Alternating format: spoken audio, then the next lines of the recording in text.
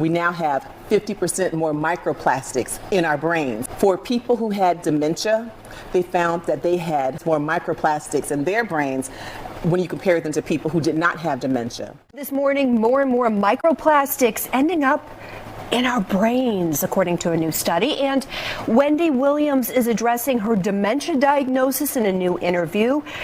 Dr. Frita Fisher, local physician and medical commentator, is here with your health headlines. So great to see you as always. Great to see you. We have a lot to cover. Let's dive in. All right, let's start there with Wendy Williams. What is her prognosis right now? Well, according to her guardian, she is permanently incapacitated with frontotemporal dementia. But Wendy has been speaking out saying that she was misdiagnosed and that she's not incapacitated. So let's talk about frontotemporal dementia.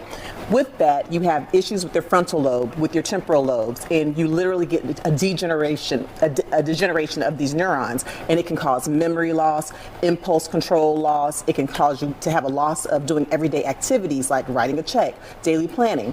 And with this disease, you expect it to be progressive. It should get worse and worse and worse. Well, with Wendy, we saw her in her documentary where she did have a lot of issues and some problems with speech. But now, in her recent interviews, she looks like she's getting better. And that goes against that diagnosis. And so there is a big question now. She does not seem permanently incapacitated in these interviews. And if that's the case, then this guardianship needs to be reviewed.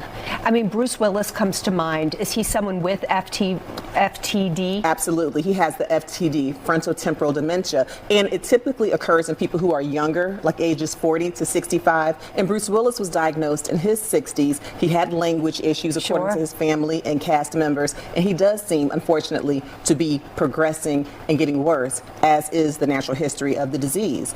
But Wendy Williams doesn't seem like she's doing that. And there are some questions. Could she have an alcohol-induced dementia? Now, according to Wendy, and under this guardianship, she's had no alcohol for years. If she had alcohol-induced dementia, we could expect to see her getting better. And we could expect, with proper nutrition, that she improves. And so it really looks like the diagnosis needs to be reevaluated. And perhaps we can see Wendy Williams out there again with a little more independence. Oh, wouldn't that be nice? Yes. All right, let's move on to microplastics. I feel like we've been talking about this like so much the last month in particular. This is a new discovery by doctors, a disturbing one too. What is it? Okay. Our brains are full of microplastics, and that's just really the short of it. There was a new study done where scientists looked at 47 cadavers. They looked at their brains, their kidneys, their livers, and they compared the recent cadavers from 2024 to ones back in 2016. And guess what? We now have 50% more microplastics in our brains. And the brains have 10 times as many microplastics than the rest of the body. And microplastics are everywhere, right? They're ubiquitous. They're in the plastic grocery bags. They're in water bottles. They're in cosmetics, tires. We eat them. We breathe them in. They're everywhere. And here's what was really alarming, Caitlin.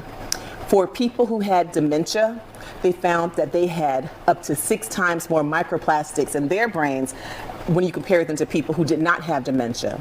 We don't know if there's a cause and effect, but there's definitely a correlation, and there's lots that we need to do to try to limit the microplastics, because in our brains, we have the equivalent, they found, of about a plastic spoon.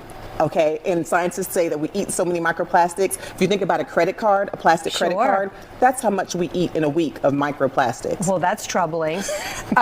What can we do to avoid it other than, I've already, switched out the stuff I cook with. Good. I mean, I'm looking at my sushi containers with Suspect. Things like that. What else can we do? That's right. So instead of using plastic water bottles, try to switch to glass water bottles. And if you do use plastic water bottles, don't leave them in your hot car, because when you do that, you can release more toxins. And for the plastic food containers, try not to heat them up. That can release more toxins. Also, plastic grocery bags. Try to avoid them and use those cute little recyclable bags that they offer you. So that's a way that we can start, but definitely more research needs to be done. 100%. Okay, this is Heart Disease Awareness Month, February, #1 cause for death here in the United States, unfortunately, heart disease. Let's talk about this. Just give us the top points about what can we do to take care of ourselves. Okay, so yes, it is the #1 killer. One person dies from heart disease every 34 seconds in this country. The good thing is that 80% of the causes of heart disease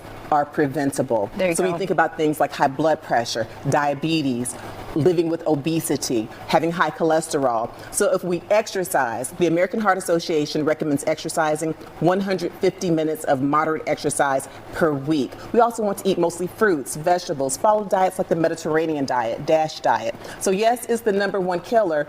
Heart disease kills more people than all of the cancers and accidents combined.